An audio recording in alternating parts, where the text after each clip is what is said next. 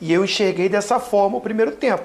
Foi um Flamengo sem uma criatividade no meio-campo, o Fluminense tomou conta ali no meio-campo, mas foi um Flamengo muito mais competitivo, porque o Matheus França e o Everton Cebolinha cumprem taticamente muito mais do que o Gabigol e o próprio Arrascaeta, né, se tivesse à disposição. E acho que o debate está condicionado a ter vencido, né? Porque se não tivesse vencido, imagina como estava a repercussão hoje, Mauro. Não, eu entendo esse torcedor e a grande maioria que tem. Se com a vitória tem muita gente reclamando, né? Imagina se tivesse empatado ou perdido.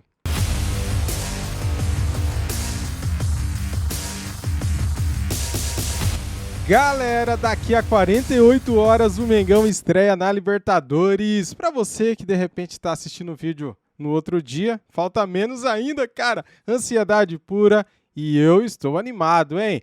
Flamengo pega o Alcas do Equador, jogo na altitude, jogo que promete, hein? É isso aí, cara. Vamos ver aqui um trechinho do ESPN FC da ESPN Brasil. Vamos ver o que eles vão falar primeiramente do jogo entre Flamengo e Fluminense. Mengão venceu por 2-0. Não importa como, vencemos, cara. O importante é o resultado no futebol, certo? Então já chega deixando o like, se inscreva aqui no nosso canal se você está contente, se você está feliz. Seja bem-vindo primeiramente e, para não esquecer, cara, ative o sininho, marca lá todas para você não perder nenhum vídeo, valeu? Vamos lá, cara, ó, então é o seguinte, já que tem estreia de Libertadores, olha a dica que eu tenho para você. Este vídeo tem o apoio da 1xBet. A 1xBet é parceira de Barcelona, Chelsea e Liverpool. Use o nosso cupom de desconto e ganhe 100% de bônus. Por exemplo, se você depositar R$100, você recebe R$100 de bônus. Tá no primeiro comentário fixado o link e nosso cupom 1xBet. A melhor e maior casa de aposta do mundo. Aproveite o nosso cupom, tá no primeiro comentário fixado.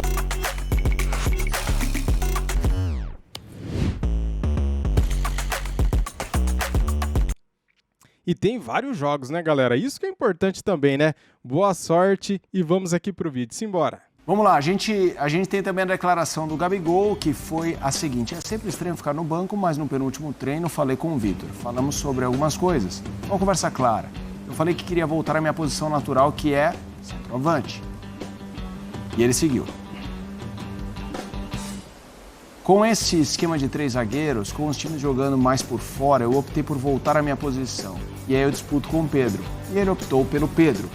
Zinho, você tá nesse mundo do futebol há muito tempo, eu acho que quando as partes sabem, né, Silas, lidar com sabedoria, com maturidade, sempre o resultado pode ser bom, mas é uma imagem significativa no Flamengo atual, o Gabigol no banco. E eu queria que você falasse um pouco sobre esse episódio, como você imagina de agora em diante essa luta por posição. Bom, assim, especificamente falando do jogo, se a explicação foi essa, o Gabigol ficou alguns treinos de fora, ele trabalhou muito taticamente a equipe e foi nítido, o Flamengo deu a bola no primeiro tempo para o Fluminense, né? O Vitor Pereira assumiu que o Fluminense é um time que joga com a posse de bola e ele quis competir muito, marcar muito. E eu enxerguei dessa forma o primeiro tempo. Foi um Flamengo sem uma criatividade no meio-campo, o Fluminense tomou conta ali no meio-campo, mas foi um Flamengo muito mais competitivo, porque o Matheus França e o Everton Cebolinha cumprem taticamente muito mais do que o Gabigol e o próprio Arrascaeta, né, se tivesse à disposição. Então foi uma coragem do Vitor Pereira optar por um sistema de entregar a bola para o Fluminense.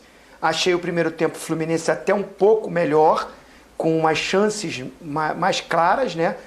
O Flamengo também teve suas chances, mas muito na transição ofensiva para o que ele montou. É uma convicção que ele tem de 3 zagueiros, e aí a fala do Gabigol eu entendo também, porque realmente, com 3 zagueiros, com 2 alas e jogando com 2 jogadores mais pelo lado, que é o caso do Cebolinha e do Matheus França, o Gabigol não se encaixa para fazer isso fisicamente, recompor como o Matheus França fez essa recomposição pelo lado direito. No jogo, aí os comentários, Felipe, seriam totalmente diferentes. Pô, inventou! Pô, barrou o Everton Ribeiro, barrou o Gabigol. Para mim, foi uma surpresa. Foi uma surpresa ele começar o jogo barrando esses 2 jogadores. Depois vem a explicação, e aí, taticamente, eu entendo o que ele quis fazer. E foi premiado, certo, ganhou, né? o jogo, tem ele a vantagem. Quis fazer, mas não deu certo no começo, né, Zinho? Os 20 minutos... Não deu. Deu certo assim. Deu certo, Mauro, para marcar que o Flamengo não tomou o gol, né? O Arias perde gol, o Cano perde gol, mas o Flamengo não toma gol. Então, a estratégia dele de dar a bola pro Fluminense, marcar muito forte e ter uma velocidade pelo lado, deu certo porque o ala dele, o Ayrton Lucas, decide o jogo no segundo tempo. É claro que contribui muito para isso a expulsão de um jogador, o Fluminense ficou sem o poder de reação, e as mexidas que ele fez deram também um resultado de um Flamengo mais encorpado para ter essa bola. Tanto é que faz o segundo gol trocando 27 passes. Agora, pensando no jogo seguinte contra o Alcas, aquilo que o Zupac fala, que é um Flamengo do jeito que a gente conhece... Você tem dúvidas? Ele vai ter que mudar o time. Sim. Ele vai ter que mudar o time. Não vai ter que ser o time que começou com o Fluminense. Porque não é um time de posse de bola, é um time de velocidade. Se ele quer propor esse jogo, porque o Alcas, pelas estatísticas que tem dos últimos jogos, é um time que cede a bola para o adversário, aí tem que voltar os jogadores que têm essa característica. O bom é o seguinte, o Vitor Pereira ganhou, está aliviado, vem mais tranquilidade para ele trabalhar e ele colocar em prática suas convicções. Dos 3 zagueiros, dos 2 alas, de um time mais competitivo. É a ideia de jogo dele, tem que ser respeitada. E aí, turma, Mauro Pascoal, vamos bolar aqui, eu acho que tem essa história do Gabigol, mas tem essa discussão maior que é do Flamengo. Tem até uma mensagem aqui do Gabriel Vilarim. De tudo que estão falando sobre mudança no Flamengo, o mais difícil de aceitar é que seremos, ele é rubro-negro, claro, seremos um time que joga de acordo com o adversário e vai privilegiar o jogo sem a bola. Com esse elenco, isso não é cabível à opinião de um torcedor do Flamengo. E acho que o debate está condicionado a ter vencido, né? Porque se não tivesse vencido, imagina como estava a repercussão hoje, Mauro. Não, eu entendo esse torcedor e a grande maioria que desde... Se com a vitória tem muita gente reclamando, né? Imagina se tivesse empatado ou perdido. De 19, depois daquelas maravilhas com o Jorge Jesus, se acostumou sim com o Flamengo sempre sendo... Dominante, né? O protagonista. E, de repente, o Vitor Pereira, por não conseguir repetir aquele Flamengo maravilhoso, ele tem outra convicção, olha o adversário de outra forma, como olhou aí, o Zinho avaliou muito bem o que ele fez. Ele olhou o Fluminense e falou, eu tenho que mudar, eu tenho que ser assim, assado. Quando eu digo que não deu certo, ele ganhou, já deu tudo certo, né, gente? Aquela história que quem ganha tem sempre razão. Então, ainda mais 2-0, ele mudou tudo. Agora, quando eu falar não deu certo ali, porque realmente não aconteceu do Fluminense marcar, mas o Fluminense teve muito mais chance, muito também não foi assim, tá? No final terminou 52% de posse, porque o Flamengo melhora muito a posse de bola quando põe o Everton Ribeiro. Que a gente fala muito do Gabigol, mas a gente discutiu a semana toda se o Everton Ribeiro... com um jogador a mais. Ia ser... com um jogador a mais. Mas mesmo com o Everton, a gente achava que essa foi a outra surpresa, né? A gente discutiu muito... E com o Vidal também, né, Mauro? Não, então, e o Felipe Luiz que é um também. Jogador de... E o Felipe também. Que é um jogadores de... Não, quando ele põe aqueles 4 em campo, ainda tendo um a menos, aí é esse time que eu acho que tem que jogar contra o Alcas, entendeu? Para ter esse protagonismozinho, entendeu? Que o Zupac diz, vai voltar a ser, então tem que ser essa turma que toca a bola. Porque, claro que ele surpreendeu a todos, ou pelo menos a enorme maioria com a escalação, e do Gabigol de fora. Surpreendeu até o X9, Mauro. Nem o X9 conseguiu escalar dessa vez. X9 saiu mais queimado. X9 saiu mais queimado que chamate. Mas a gente discutia muito a presença de quem é que, mesmo com outras características, pode substituir o Arrascaeta. Quem seria mais apropriado? E a gente falava do Everton Ribeiro. Por causa desse toque de bola, por causa desses passes. Inclusive é dele o passe para o Ayrton no segundo gol. Claro que o Ayrton depois dribla 4 jogadores, né? Sim. Então aquele passe... Mas você vê a categoria do Everton, a tranquilidade e tal. Então os dois... Opa! Lá, tá. Mas falou do nada, hein? Sua mão tava levantada. Você viu? Aqui, opa! Deve ser. Você tá sossegado, você não tá escalado hoje, não. Ô, Dani, você não tá, não. Pode ficar fora. É a Dani querendo mandar mensagem aqui. Tá discordando. A sua aí tá discordando? Ou será que a Dani não ficou surpresa com a escalação? ouvi dizer que ficou sim. também, claro. Também. Mas enfim, aí não funcionou bem. Agora, veja bem, tem muito. Não é só isso. O esquema dele não ia dar certo, o Fluminense faz gol e tal.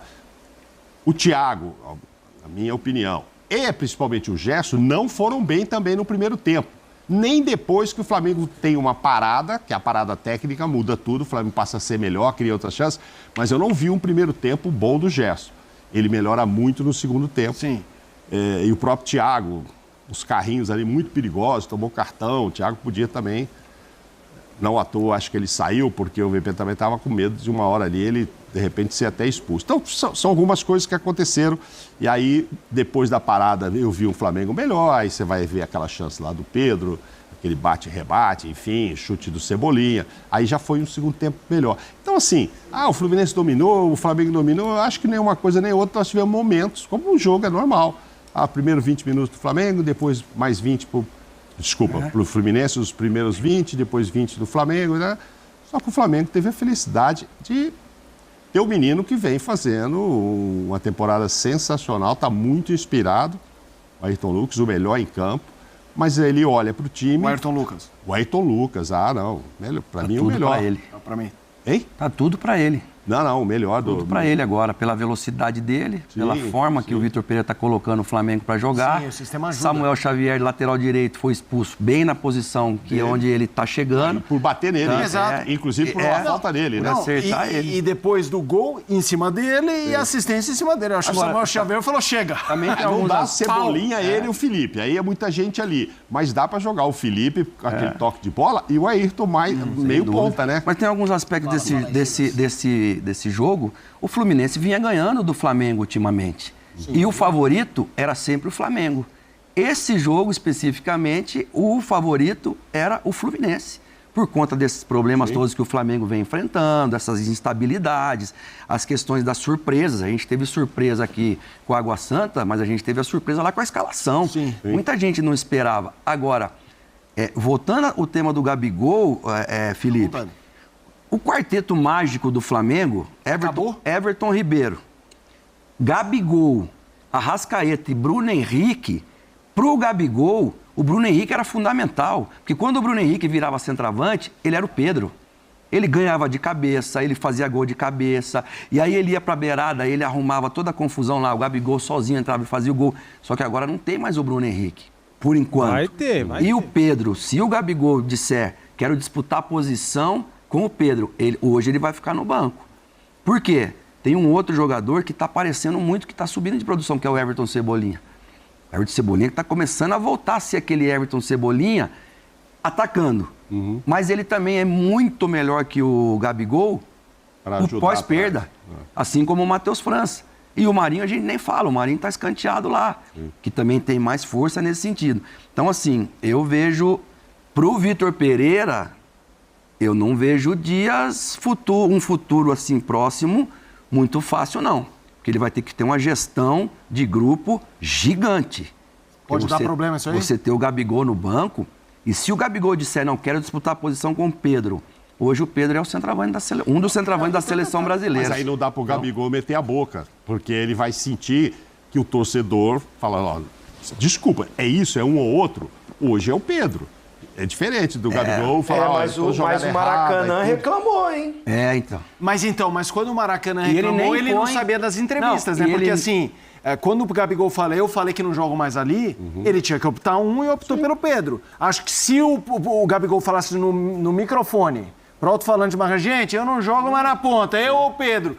Eu acho que a maioria falava, hoje o Pedro. Mas a conversa foi legal, mas ele não coloca o Gabigol no lugar do Pedro. Ele fala assim, né? Ele coloca o Gabigol no lugar do Everton Cebolinha. Ou seja, não é que ele coloca o Gabigol no lugar que ele queria jogar. Não, ele coloca o Gabigol no lugar. Joga Pedro e Gabigol no final do jogo. Tudo bem, talvez pela expulsão do Samuel Xavier, caberia os dois. Sim. Talvez se o Samuel Xavier não tivesse sido expulso, ele optaria por, de repente, nem colocar o Gabigol. Mas porque o Pedro estava muito bem, né? O Dorival já mostrou que cabe jogar os dois. Eu não sei também... mas cabe no Carioca, hein, Mauro? Cabe no Carioca, cabe num jogo mais acessível. O Dorival jogou o ano passado com eles, com os dois. Agora, foi campeão da Libertadores. Mas será que ele fez isso pelo Dorival? Só que eu acho assim... Não sei também, mas não tinha tá o avião claríssimo, lá, né? Não está claríssimo. Tinha o avião do lado direito, que hoje não agora tem, é né? Pedro ou eu. Não sei se está muito claro isso. eu quero ser o centroavante, bom, hoje é o Pedro, eu vou brigar para tirar o lugar do Pedro.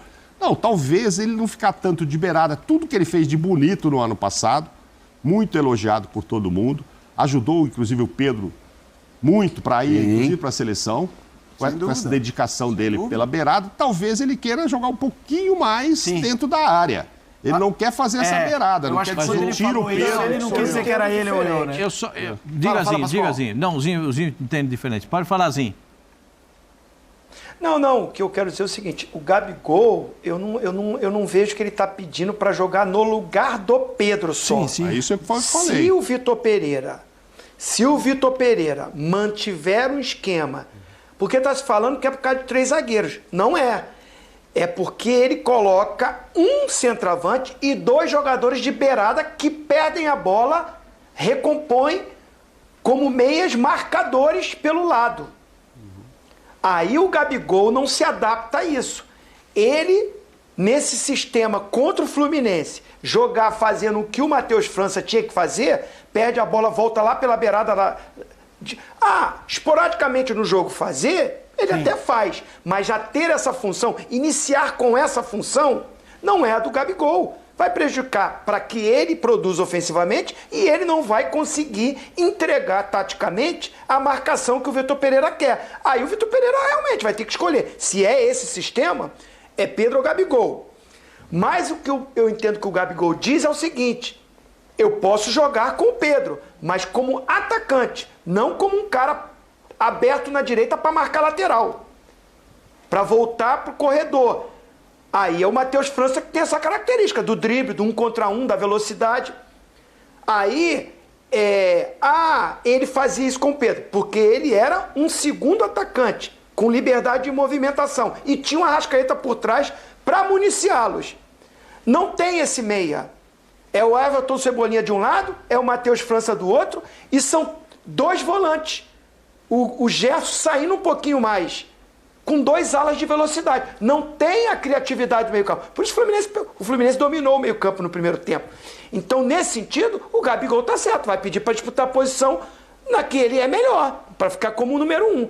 Agora, se ele muda, joga com 2 atacantes, Pedro e Gabigol, e com 3 caras por trás, um meia e 2 caras pelo lado, aí ele não vai se opor de jogar ao lado do Pedro, que aí é a dele.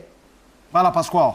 Eu quero falar um negocinho pra vocês. Vai. Nesse sistema que jogou ontem, não joga nem o Arrascaeta. No sábado, não joga nem o Arrascaeta. O Arrascaeta não vai correr atrás do lateral. Não joga o Everton Ribeiro. O Everton Ribeiro não corre atrás do lateral.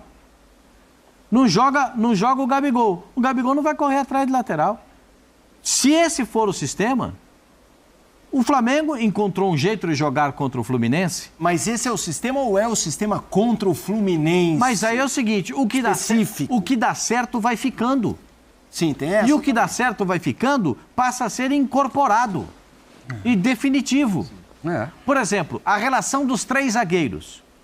Isso é definitivo no Flamengo. Sim. Semana passada eu falei aqui, eu não vejo como o Flamengo voltar atrás nos 3 zagueiros. Eu disse, eu acho que o Matheus vai jogar no ataque do Flamengo. Era a minha impressão. Por quê? No Corinthians, ele precisou dos miúdos para ter velocidade e força na marcação. Mas como ele tem o Everton Cebolinha, que tem velocidade e força, ele botou o Cebolinha.